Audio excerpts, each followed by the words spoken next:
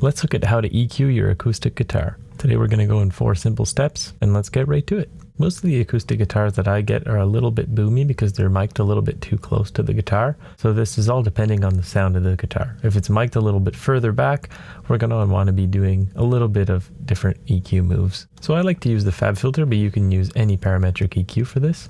And I'm just going to pull up one instance of the plugin. The first thing I'm going to go do is I'm going to cut out any unnecessary low frequencies for my guitar. So I'm going to make a low cut and I'm going to drag that in until I start hearing the guitar thinning out. And then I'm going to come back a little bit. You can use the visual cues as well, because generally we're not going to want to cut anything too much over 100.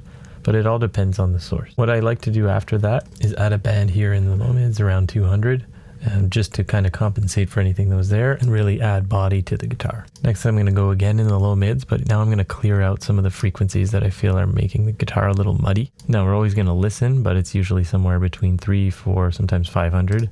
It all depends on the guitar and how it was mic'd, but I'm always going to go and look and cut a bit in there, pretty wide band, and I'm just going to kind of dip it and see how it sounds in those areas. You can't expect to know exactly what frequency you're going to have to cut. The more that you do this, the more you're going to recognize whereabouts your frequency range is. So you go and work in that area and you sweep that area. Trying to identify an exact frequency without listening and testing it with the EQ doesn't make any sense, right? So that's what we're trying to do, is you're trying to train your ears by sweeping around and you start to see, okay, this is the one that I don't like, and you cut it out. After that, one important thing that I like to do is add a lot of brightness to the acoustic guitar. I find this is really what's going to make it shine.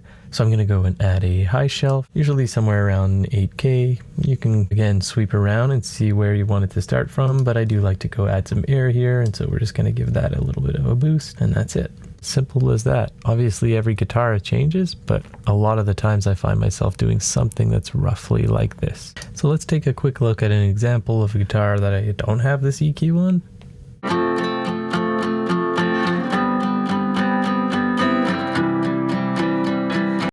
And now with it on.